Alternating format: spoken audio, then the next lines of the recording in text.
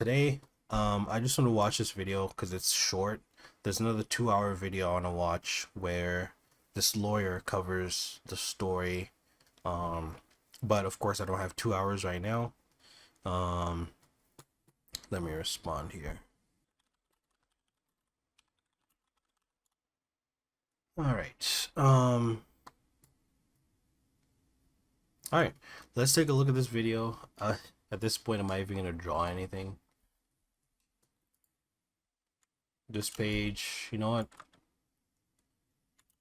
Yeah, I'm not gonna draw today, yo.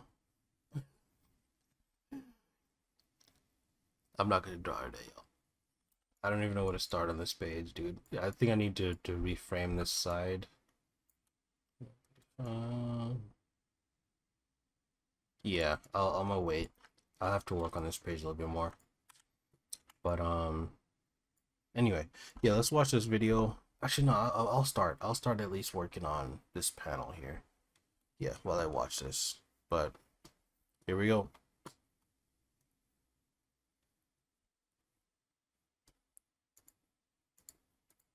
Get it back? I'm investigating a $200,000 Lego dispute that's turning into one of the craziest legal cases in years. Brian Mansell claims that Bricks and Minifigs stole one of the largest Lego collections in the world, and the YouTuber who tried to get it back got arrested. So today, I'm trying to answer one question: who's legally responsible? And it all started with this consignment agreement. A few years ago, the owner of a massive Lego collection, Brian Mansell, signed this agreement with a Bricks and Minifigs store run by Crystal Law Gorman. The agreement says the store would sell the collection, keep a percentage of each sale, and pay the owner the rest. But the important point is that the Mansell family would still own the Lego until it sold. Almost a year later, Brian drives out to the store and finds different people running it. BAM Franchising, the company behind Bricks and Minifigs, also known as BAM, had ended Crystal Law Gorman's franchise agreement and taken over the location. Crystal says BAM wrongfully took over the store, changed the locks, and seized everything inside. But BAM says it had the right to take over the franchise because Crystal allegedly fell behind on payments and planned to close the store. Afterwards, the Mansell family says they weren't allowed to go inside to check on their own collection, and the monthly payments stopped. Then Brian sent a letter ending the deal. He asked for the Lego back, the money owed, and sales records showing what had already been sold. He gave them 10 days. 10 days passed.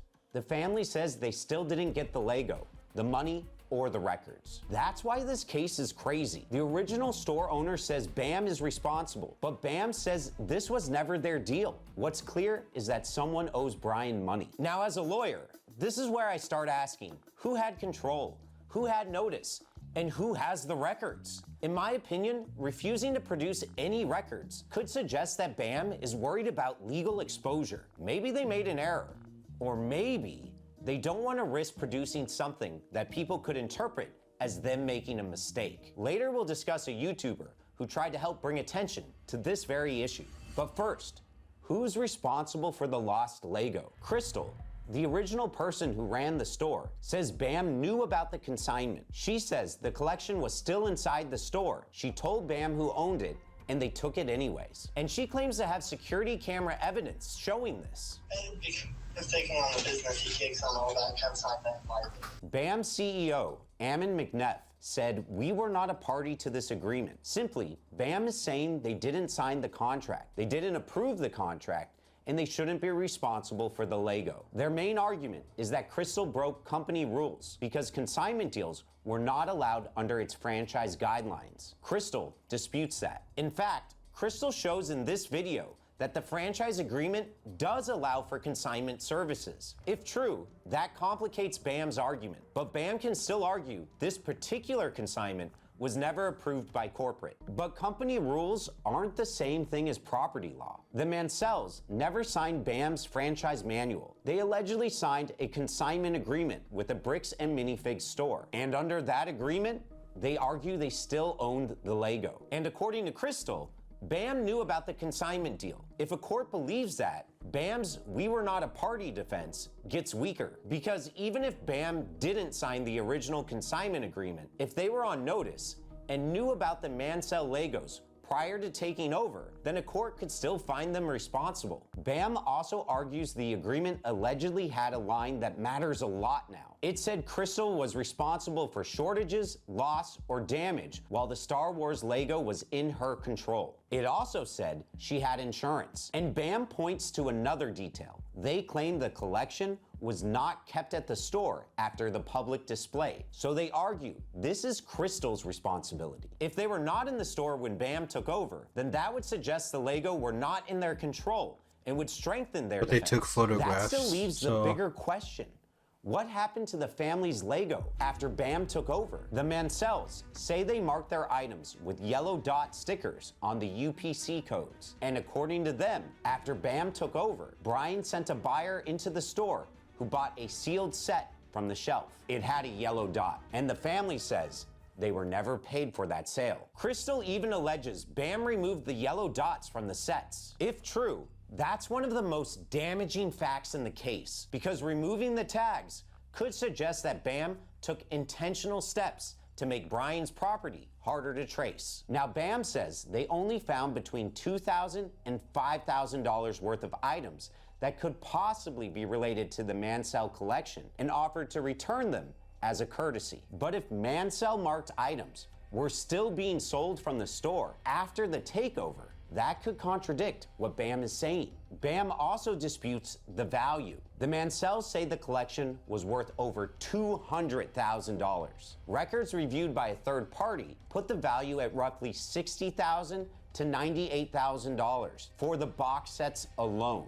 Regardless of the value, under Oregon law, if prosecutors can prove theft and the value is over $10,000, that can become aggravated theft in the first degree. And because the father, Ed Mansell, is 83 years old, Oregon's elder financial abuse law could also matter in a civil case. If a court finds financial abuse of someone 65 or older, damages can triple. And then a YouTuber named Reckless Ben decided he was going to investigate it himself, which is where the story gets even stranger.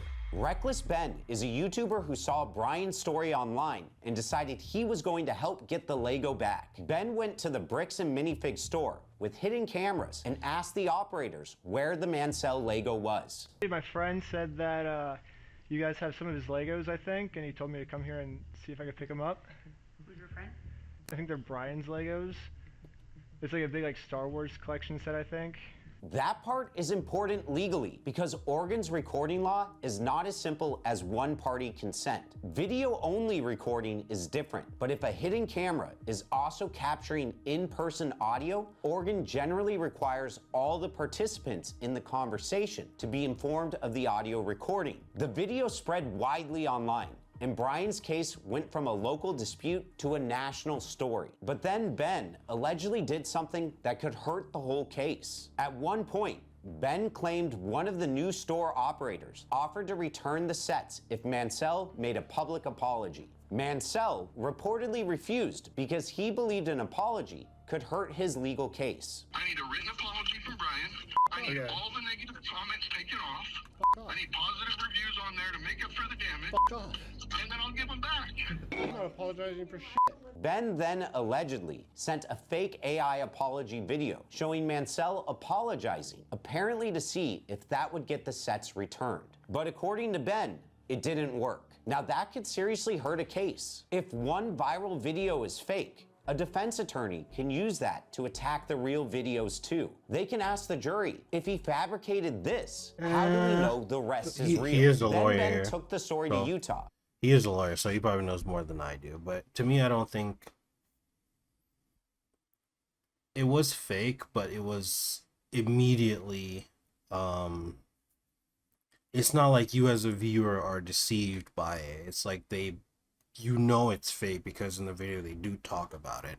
So it's part of. I would argue it's part of it was part of the video, part of the attempt to make outreach. But He's a lawyer, so where BAM he's is probably headquartered. right. But he didn't just go to the BAM office. BAM alleges Ben's team went to multiple private homes, dressed as delivery workers, approached a family member who wasn't involved in the business, and even sent someone who allegedly pretended to be from a church congregation to get one person out of their house. The legal issue here is location and targeting. Filming from a public sidewalk is usually treated differently than going to private homes and using fake identities to draw people outside. And now there's a separate legal problem: the police response. In March 2026, Utah police reportedly arrested Ben and charged him with misdemeanor stalking, targeted residential picketing, disorderly conduct, and criminal trespass. Ben says officers stopped his group for running a stop sign, even though the footage allegedly shows a full stop. He says police searched the car for drugs,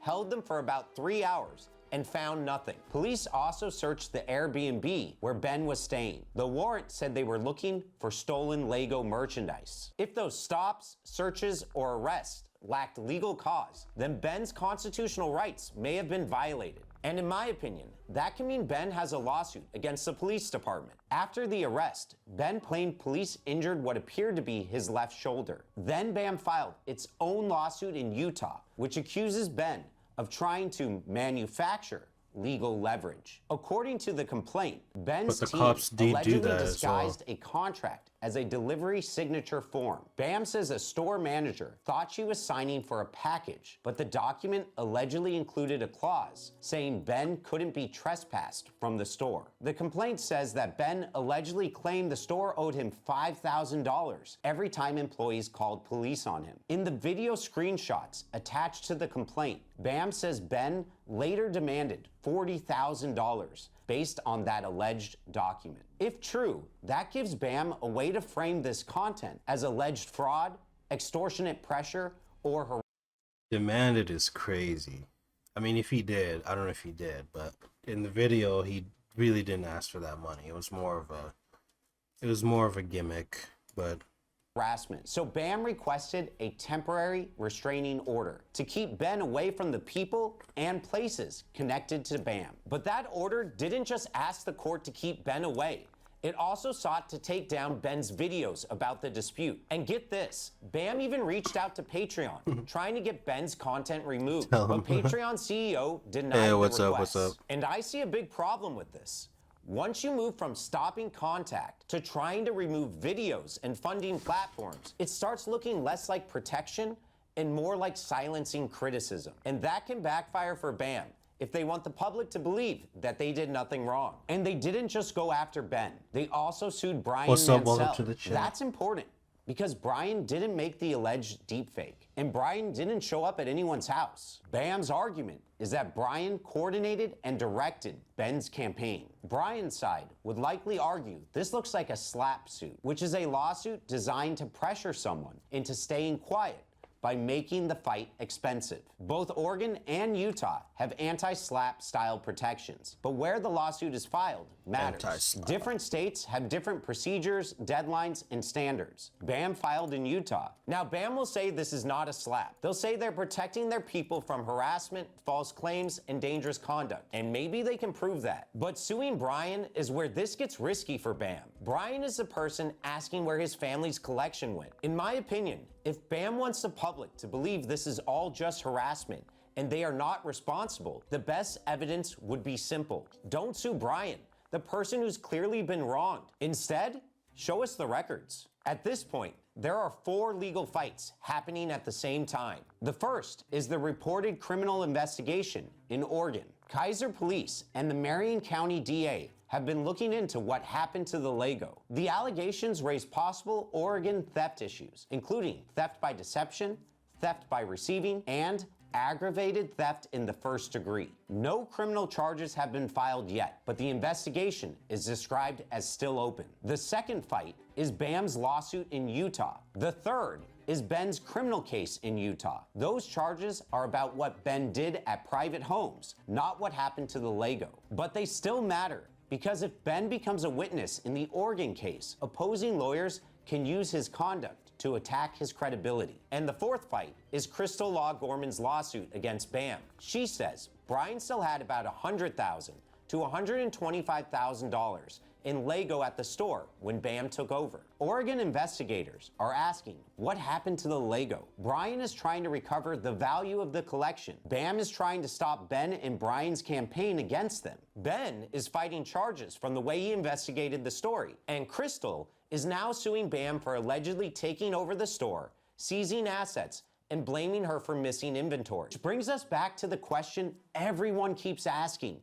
Where's the Lego right now? Bam says they found between $2,000 and $5,000 worth of items that could possibly be related to the Mansell collection after Bam took over. Records reviewed by a third party put the box sets alone between roughly $60,000 and $98,000. If Bam only found $5,000 worth of possible Mansell-related items, at least $55,000 is still unaccounted for on the box sets alone. And if Brian's $200,000 number is right, then almost the entire collection is missing. But in Bam's complaint, they give their clearest answer yet to the missing Lego. Bam says it found one clue in the old point-of-sale records. According to them, the records showed 367 Star Wars lot set purchases with an estimated retail value of about $46,000. Plus, 336 Star Wars lot purchases worth about $12,600. But Bam also admits a problem. Those records don't prove which exact sets were sold or whether they were Mansell sets. So the records could support Bam's theory that a lot of the Lego was sold before corporate took over, but they don't fully answer the question. Meanwhile, Crystal says Bam has refused to provide the complete records back to her. This is probably one of the reasons she filed her lawsuit, so she can force Bam to produce those records. And according to Brian's side, the yellow dot purchase creates another problem. After Bam took over, someone connected to the investigation bought a sealed set from the store with the Mansell family yellow dot still on it. That means at least one Mansell item was still on the shelf after Bam took over. And the family says they were never paid for that sale. I gotta say, if this is true, it makes me wonder if one marked item was sold, how many more could have been sold? If I was arguing this in court, this would be a major argument I would make for Ben. Bam later said it became aware of the consignment and said some items had been identified. They also offered to help through appropriate means. That's very different from their original statement, "We were not a party to this agreement." Generally, if you're holding someone else's property, you have to account for it. You don't get to say, "We only found a few items," if there are records or witnesses showing there may have been more. And Crystal says, Bam never completed this process and never provided real accounting. That's a big problem. At minimum, it suggests a sloppy takeover. At worst, Brian's side will argue it made the Mansell Lego harder to trace, because once inventory is mixed, sold, moved, or stripped of tags, proving ownership gets much harder. Because the real question isn't whether the Lego was valuable. Everyone agrees it was. The real question is who had it last. And why can't they say where it went? Reckless Ben's videos brought massive attention to this case. They helped force public responses that may not have happened otherwise. But the alleged deepfake, the home visits, and the confrontational tactics may also give Bam's lawyers arguments they can use against him. In court, that's extremely important. A defense lawyer can use Ben's methods to distract from Brian's evidence. I'm okay with that. Especially if they can show a connection between the two. So right now, the Oregon investigation is described as still open. The lawsuits are pending, and the Mansell family says they still don't have the Lego. As a lawyer, what I can say, we don't yet have enough evidence to say who committed a crime or who is legally responsible. But I do have enough to say Brian deserves a full accounting and is owed money. If Bam took over the store, Crystal had the collection, or the new operator sold any part of it, someone should be able to produce records. Until that happens, the missing Lego remains a massive legal problem that needs to be solved. Subscribe to keep following the case and click here to watch another video. All right, my mic literally just died, yo. Not my mic, sorry. My cam just died, I think. Right? It's still on. Yup, it's off. All right. Well, thank you y'all for joining. Whoever joined. My camera died at the right time, so I'm actually frozen down there on the bottom left. You can see that. Yep, I'm also frozen here. All right. So this is my brain. You're hearing my thoughts right now.